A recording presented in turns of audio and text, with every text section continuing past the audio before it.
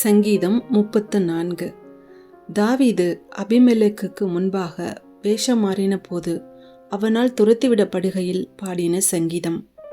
கர்த்தரை நான் எக்காலத்திலும் ஸ்தோத்தரிப்பேன், அவர் துதி எப்போதும் என் வாயில் இருக்கும்.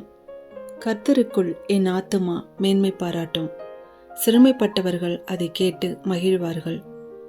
என்னோடு கூட கர்த்தரை மகிமைப்படுத்துங்கள், நாம் ஒருமித்து அவர் நாமத்தை உயர்த்துவோமாக. நான் கர்த்தரை தேடினேன், அவர் எனக்கு செவி கொடுத்து என்னுடைய எல்லா பயத்துக்கும் என்னை நீங்களாக்கி விட்டார். அவர்கள் அவரை நோக்கி பார்த்து பிரகாசம் அடைந்தார்கள், அவர்கள் முகங்கள் வெட்கப்படவில்லை. இந்த ஏழை கூப்பிட்டான், கர்த்தர் கேட்டு அவனை அவன் இடுக்கண்களுக்கெல்லாம் நீங்களாக்கி ரட்சித்தார். கர்த்தருடைய தூதன் அவருக்கு பயந்தவர்களை சூழ பாளையமிறங்கி அவர்களை விடுவிக்கிறார். கர்த்தர் நல்லவர் என்பதை ருசித்து பாருங்கள், அவர் மேல் நம்பிக்கையா இருக்கிற மனுஷன் பாக்கியவான். கர்த்தருடைய பரிசுத்தவான்களே, அவருக்கு பயந்திருங்கள், அவருக்கு பயந்தவர்களுக்கு குறைவில்லை. சிங்கக்குட்டிகள் தாழ்ச்சி அடைந்து பட்டினியாயிருக்கும், கர்த்தரை தேடுகிறவர்களுக்கோ ஒரு நன்மையும் குறைவுபடாது. பிள்ளைகளே, வந்து எனக்கு செவி கொடுங்கள், கர்த்தருக்கு பயப்படுதலை உங்களுக்கு போதிப்பேன். நன்மையை காணும்படி ஜீவனை விரும்பி நீடித்த நாட்களை அபேட்சிக்கிற மனுஷன் யார்?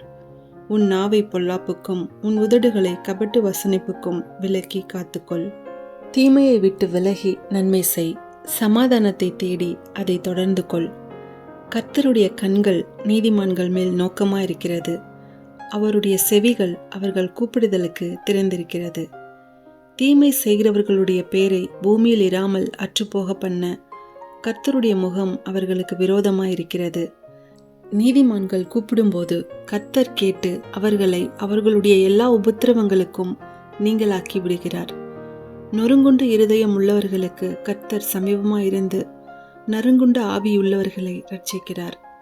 நீதிமானுக்கு வரும் துன்பங்கள் அநேகமாயிருக்கும், கர்த்தர் அவைகள் எல்லாவற்றிலும் நின்று அவனை விடுவிப்பார்.